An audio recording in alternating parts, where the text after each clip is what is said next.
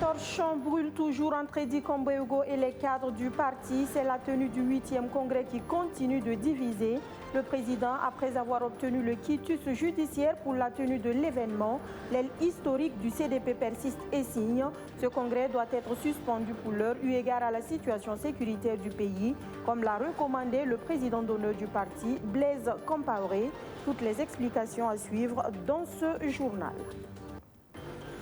Dans ce journal également, nous irons dans la région du centre-nord, plus précisément à Kaya, ville hôte de la plupart des déplacés internes, où se développe une solidarité sans pareille.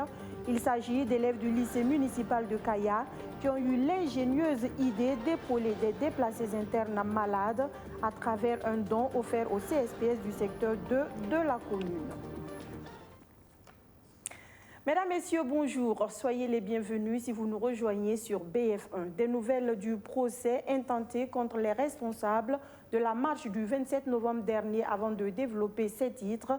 Dans l'après-midi de ce 15 décembre, s'est tenue au tribunal de grande instance de Ouagadougou une audience relative à ce procès et on apprend que le parquet a requis des peines d'emprisonnement ferme contre tous les accusés. 18 mois de prison ferme et 1 million d'amende contre Adama Tiendrebego colonel, 18 mois de prison ferme et 1 million d'amende contre Hervé Ouattara, 12 mois de prison ferme et 1 million d'amende contre Marcel Tankwano, 18 mois de prison ferme et 1 million d'amende contre Mamadou Drabo et 24 mois de prison ferme et 1 million d'amende contre Abdoul Karim Baguian, dit Lota. Le verdict, lui, est attendu pour le 22 décembre prochain, a indiqué le tribunal de grande instance de Ouagadougou. Une marche qui, vous vous en rappelez, a été suscitée par l'insécurité grandissante avec tout son lot de problèmes, notamment le déplacement massif des populations. Le gouvernement Zerbo, prêt à aller au charbon, est très attendu sur le front de la lutte contre le terrorisme. Dans cet exécutif resserré, on note le retour de Hadizatou Rosine Koulibaly, qui, on se rappelle, était à la tête du ministère en charge de l'économie et des finances. Un passage très mouvementé, marqué par le bras de fer entre un ministre et les syndicats de son département, comme elle, Smaïla Ouedraogo. L'actuel ministre de la Transition écologique est de retour dans le gouvernement Zerbo, après avoir occupé, lui, le fauteuil du ministre de la Santé et celui de la Jeunesse. Ces deux expériences n'ont pas été aussi des plus simples. Alors, comment ces deux ministres appréhendent-ils leur retour aux affaires? Élément de réponse, Benjamin Kwame. Vous ne pouvez pas accomplir des changements fondamentaux sans une certaine dose de folie. Dans ce cas précis, cela vient de l'anticonformisme, du courage de donner le dos aux vieilles formules, du courage d'inventer le futur. C'est une accession de Hadizatou Rosine Sori Koulibaly déclarée en 2019 dans une de ses sorties médiatiques. Une déclaration intervenue dans un contexte de remous sociaux quand elle était à la tête de l'économie et des finances dans le premier gouvernement de Roch Kaboré. Hadizatou Rosine Koulibaly était confrontée aux travailleurs de la fonction publique, notamment sur le plafonnement du fonds commun, la fusion entre la direction générale de la douane et celle des impôts pour optimiser plus de ressources financières. Sur son dos également, la grogne des syndicats de son ministère, le prélèvement à la source de la taxe de résidence chez les fonctionnaires, la question du cadastre fiscal, et ce n'est pas tout. Des réformes qu'elle a entreprises pour éviter que le pays ne traîne dans un endettement, mais compter sur ses propres ressources pour impulser son développement, selon elle. Mais ça a été une pilule difficile à avaler au sein de l'opinion. Rosine Koulibaly est restée droite dans ses bottes tout de même pour défendre cette position au point où certains l'ont surnommée la Dame de Fer. Certainement, c'est pour taire toutes ces divergences qu'elle a été débarquée des finances. Mais avant de partir, elle a laissé ceci. Nous avons le choix de donner du champagne à quelques-uns ou de donner de l'eau potable à tout le monde. C'est un choix qu'il faut faire. Un choix de gouvernance et un choix de société. Et c'est ce que le gouvernement est en train de faire. Sa compétence et sa perspicacité ont amené le secrétaire général de l'ONU à la nommer quelques mois après comme la représentante spéciale pour la Guinée-Bissau et chef du bureau intégré des Nations Unies pour la consolidation de la paix en Guinée-Bissau. Rocco Kaboré tend vers la fin de son dernier mandat et fait appel encore à la Dame de Fer pour cette fois être la chef de la diplomatie burkinabé, la première dans l'histoire du Burkina Faso.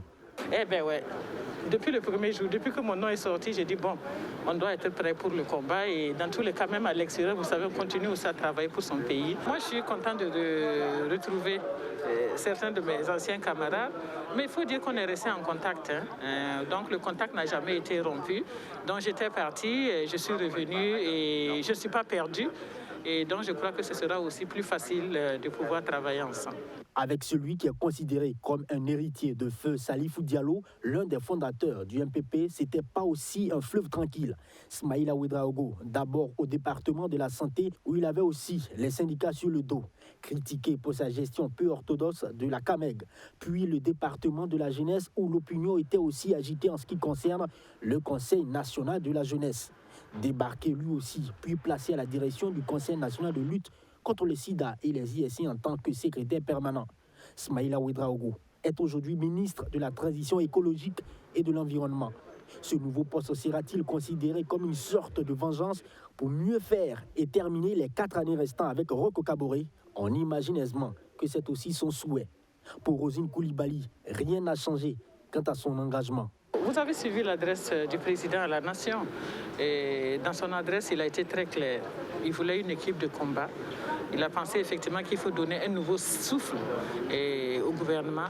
Il a trouvé que les défis de l'heure étaient graves et qu'il fallait mobiliser toutes les énergies pour pouvoir avancer. Donc moi, je m'inscris dans cette dynamique-là. Et en tout cas, je suis totalement engagé. Entre le ministre de l'économie et celui des Affaires étrangères, il n'y a pas de fossé. La même hargne va se poursuivre car le Burkina Faso fait face à une crise, fait-elle savoir. Non, il n'y a pas de fossé du tout. Parce que d'abord, dans l'économie, vous savez qu'on avait aussi la coopération pour le développement. Donc, que ce soit depuis le PNDL, le dialogue avec les partenaires, j'avais mis en place un cadre de coopération avec les partenaires pour pouvoir nous assurer effectivement que le dialogue sur les politiques était mené, qu'on essaie de fédérer nos énergies pour pouvoir avancer ce pays. Parce que là, je crois que, comme on dit, quand la situation est dure, ce sont les durs qui peut faire la différence. Et donc, je crois que nous devons tous être des durs. Sachez également que Adizatou Rosine Sori Koulibaly a travaillé pendant plus de 20 ans au sein des Nations Unies. Elle a occupé des postes au Burundi, au Togo et au Bénin. Un gouvernement de durs ministres donc qui doit s'atteler pour barrer la route au déplacement des populations, conséquence directe du terrorisme qui engendre à son tour l'insécurité alimentaire et autres maux. En attendant que l'État résolve définitivement le problème, les initiatives de solidarité se multiplient. C'est le cas par exemple du club Ciné Princesse Nyenega du lycée municipal de Kaya. Hier, la structure est allée offrir du matériel hygiénique au CSPS, le centre de santé et de promotion sociale du secteur 2 de la commune, pour témoigner sa solidarité avec les malades déplacés internes. Accompagné par le responsable de la vie scolaire de l'établissement, le club a été reçu par le major du CSPS en présence d'autres responsables venus de la direction régionale de la santé, comme pour témoigner et saluer la noblesse du geste. À noter que c'est un don qui marque le début des cotisations des élèves du lycée pour plus de solidarité envers les déplacés internes. Dans le cadre de la solidarité comme prévu, nous avions organisé ce matin de venir au CSPS pour un don que nous avions organisé avec les élèves. C'est-à-dire que notre région engendre des difficultés sécuritaires. Pour cette raison, nous avions essayé de faire un symbole de notre don pour les malades déplacés des PDI internes. Et puis, je vous l'annonçais tout de suite en titre, au Congrès pour la démocratie et le progrès CDP, les cadres sont toujours à côté tirés avec le président Edi Kambouéugo. C'est la tenue du 8e congrès qui continue d'alimenter ses remue-ménages. En conférence de presse hier, les vice-présidents du CDP qui s'opposent à la tenue de cette rencontre statutaire malgré le quitus judiciaire du président Kambouéugo ne sont pas passés par 4 chemins pour exprimer une fois de plus leur désaccord. Ils vont même plus loin en donnant un ultimatum au président pour surseoir à la tenue du congrès, comme le veut le président d'honneur de l'ex-parti au pouvoir, Blaise Compaoré. Toutes les explications avec Achille Tapsoba, vice-président du parti de l'EPI et de la DABA. Le président de notre parti, Eddy Kongwebo, et ses affidés ne semblent pas comprendre ni saisir la portée patriotique de l'adresse du président fondateur Blaise Compaoré à la nation le 23 novembre 2020, suite aux tragiques événements de Inata et de Foubé, ainsi que les différentes lettres authentifiées et authentiques à lui adressées pour le report du congrès ordinaire, du 8e congrès ordinaire, et l'appel à des concertations militantes afin que notre parti s'inscrive dans une dynamique positive et combattante pour la libération totale de notre nation martyrisée.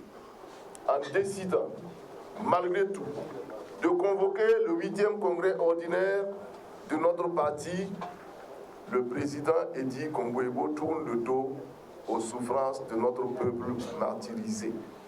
De ce fait, nous lui demandons d'accorder une lecture patiente à la pensée du philosophe Paul Valéry, qui dit, je cite, « Les mêmes causes produisent les mêmes effets ». J'ose d'abord et avant tout espérer et croire que l'appel ultime que nous devons lancer ce soir sera entendu. Et que cet appel amènera à se rendre compte qu'il est important pour la survie du parti et dans l'intérêt supérieur du parti qu'il mette la balle à terre.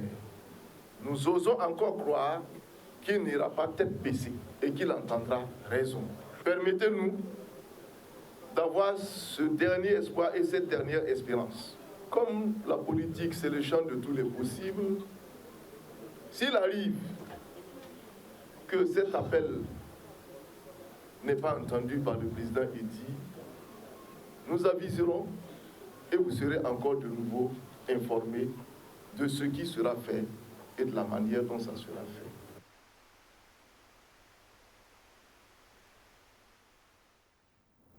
À la mairie centrale de Ouagadougou, Arma Bewende, lui, poursuit sa tournée chez les acteurs clés engagés pour le bien-être des Burkinabés.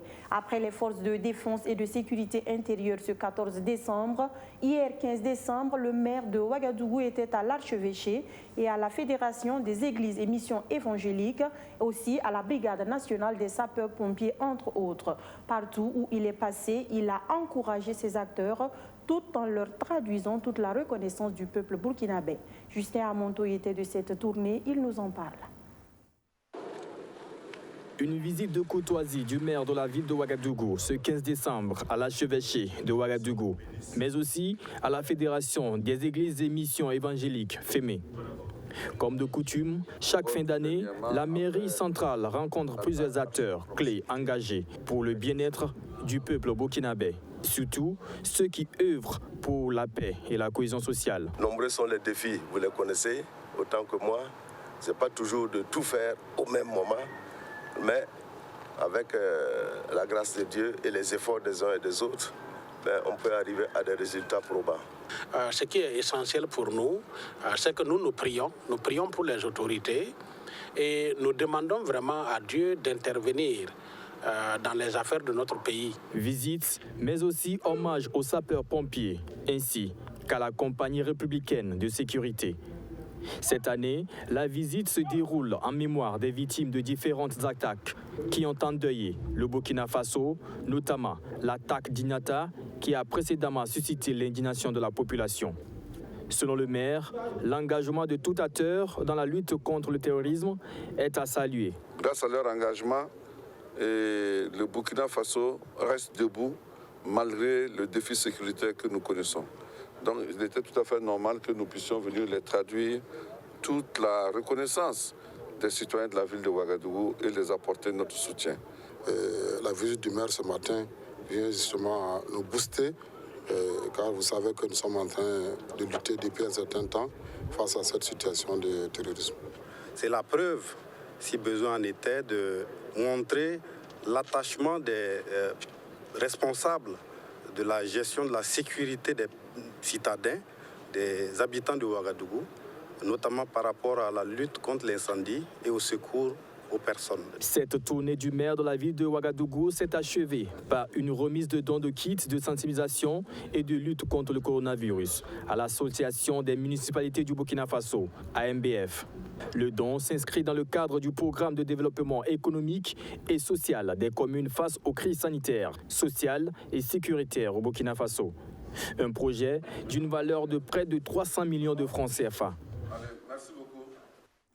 On parle mode à présent et nous partons à la découverte de Carole Sanduidi, une titulaire de DESS qui, plutôt que d'attendre le travail du bureau, s'est lancée dans l'entrepreneuriat. Avec son entreprise Femme Faso, elle fait de la promotion du Faso d'Anfani son leitmotiv.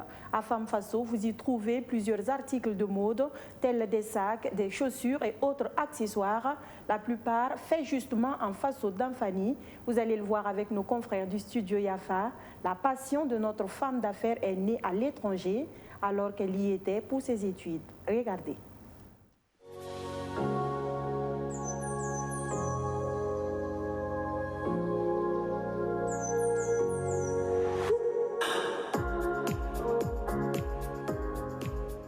Femme Faso, c'est une marque spécialisée dans la création, la production et la commercialisation des articles en Faso d'Anfani. Femme Faso se résume en un seul mot, la passion.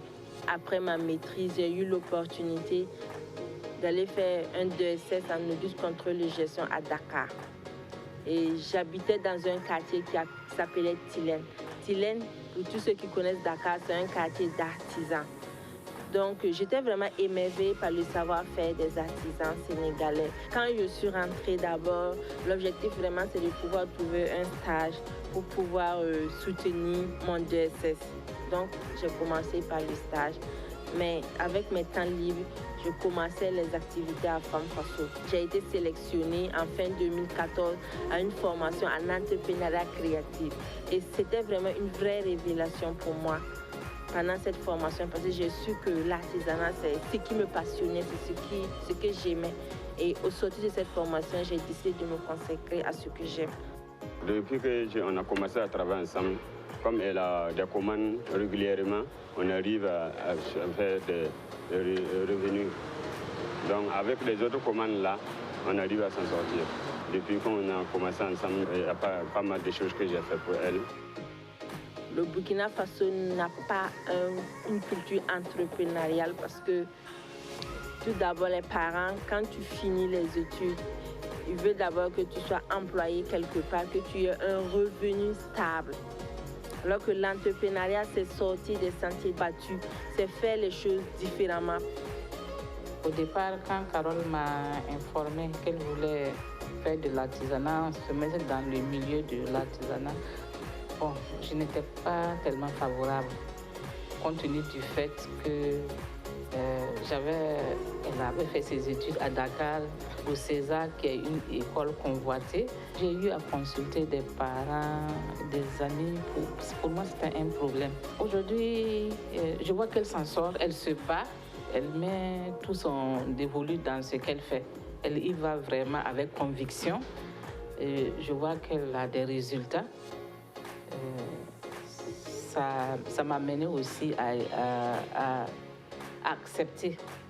Mon plus grand succès, plus grande fierté, c'était en 2018 quand j'ai eu 3 prix au CIAO dans 3 domaines différents. J'étais vraiment contente et je me dis aussi que les efforts que j'ai commencés, les efforts de tant d'années sont récompensés parce qu'il y a des gens qui reconnaissent la valeur de mon travail. C'est vraiment motivant, ça te pousse à aller de l'avant, malgré les difficultés qu'on rencontre tous les jours. L'entrepreneuriat aussi rime avec échec. On échoue plusieurs fois, on se relève. Mais je suis une personne qui est très persévérante, qui est déterminée. Et je me dis que si je ne m'arrêterai pas tant que je n'ai pas atteint mon objectif. Et c'est ça ma plus grande force.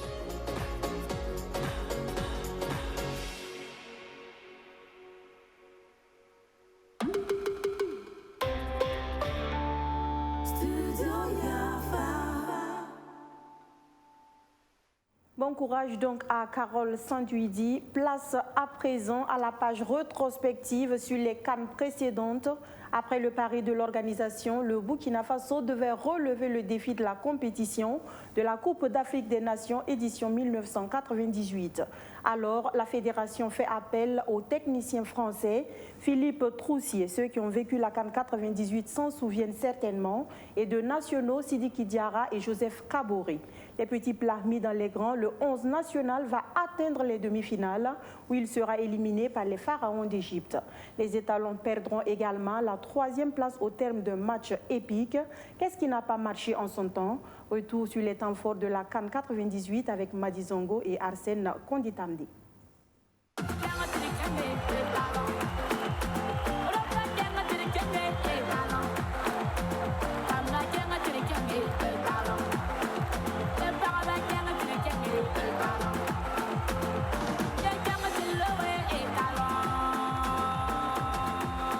La CAF a confié au Burkina Faso l'organisation de la 21e édition de la CAN qui a eu lieu du 4 au 28 février 1998. Mais le plus grand défi de la participation des étalons a été la recherche d'un technicien capable de produire des résultats à court terme. Les autorités jettent alors leur dévolu sur Philippe Troussier, qui s'était fait une réputation de sorcier blanc, notamment à la SEC Mimosa d'Abidjan. Dans cette mission de pompier, le Français fait appel à Joseph Kaboré d'ISAP Olympique et Sidiki Diarra, 2 techniciens nationaux pour le seconder. Le premier défi de l'encadrement technique a été la sélection des joueurs. SAP Olympique explique comment Troussier a procédé. Il y a une liste de joueurs qui se trouvent en Belgique. Son salon, c'était une longue table. Il a mis Sidiki à un bout de la table et moi à l'autre bout, feuille de papier, de faire une liste de 30 joueurs sélectionnables en équipe nationale. Donc quand on a fini, il se retrouve avec 3 listes, nom des joueurs qui sortent 3 fois. Il prend ça. Ça, c'est la première priorité. Deuxième priorité, si ton nom sort, c'est Sidiki est chez moi et n'est pas en Belgique, deuxième priorité, parce qu'il est technicien, nous sommes des entraîneurs, c'est notre liste.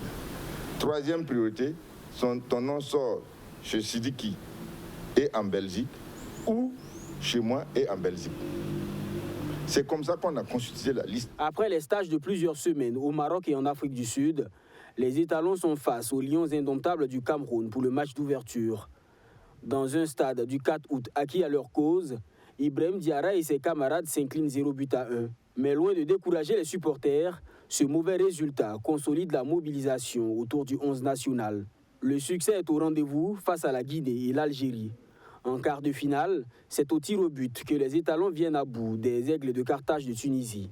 En demi-finale, les étalons se déplacent à Bobo-Dioulasso pour affronter les pharaons d'Égypte. Les étalons sont impuissants face à l'Armada venue du bord du Nil. Ils s'inclinent 0-2, mais la surprise était pour la fin. En match de classement, les étalons mènent 4-1 à 3 minutes de la fin face au Simba de la RDC. Mais les Congolais reviennent miraculeusement au score avant de l'emporter 4-2. Rendons-nous pour finir à Diala-Korodji, un village périphérique de Bamako au Mali qui a vibré au rythme du hip-hop le week-end dernier. Festi Hip-Hop Rapou a mis aux prises des jeunes engagés qui dénoncent les maux de la société à travers leur art. 4e édition du genre, ce festival, vitrine de promotion des jeunes talents. Cette année, c'est un pari réussi selon les organisateurs. Le Festi Hip-Hop en son et en image avec Ibrahim Diallo sur place au Mali et Maxime Ilboudou. Pour la 4e fois, Diala-Korodji, village périphérique de Bamako, vibre au rythme du hip-hop et des cultures urbaines.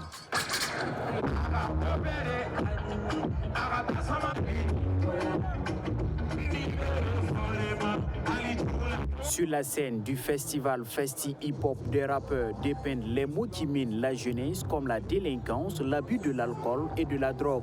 Le festival a été juste là pour se passer. Le programme s'est passé. Tous les artistes invités ont répondu présent. Et tous les rappeurs sélectionnés dans les différentes régions ont répondu présent.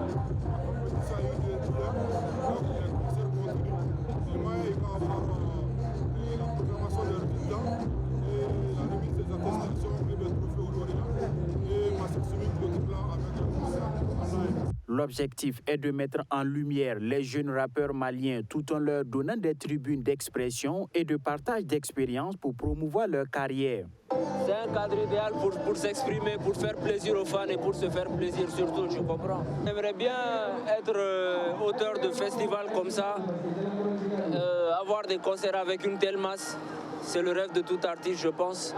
Pour le promoteur, il est important de donner la parole aux jeunes qui doivent imposer leur volonté de construire le Mali. Montrer que le rap n'a de sens que lorsqu'il est engagé.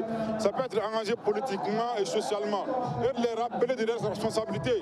Parce que c'est eux qui sont les majeurs de demain. Ils ne doivent pas se permettre de chanter certains trucs. Ils doivent être des éducateurs, des gens qui éveillent la conscience et qui provoquent la réflexion.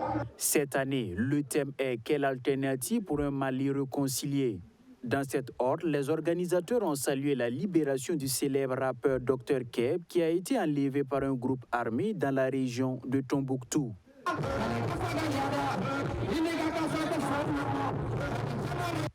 Voilà, mesdames, messieurs, c'est culturellement que prend fin ce 13h. Merci à vous de nous avoir reçus chez vous. Agréable après-midi à toutes et à tous, bien sûr, en compagnie des programmes de la chaîne Au cœur de nos défis. Bonsoir.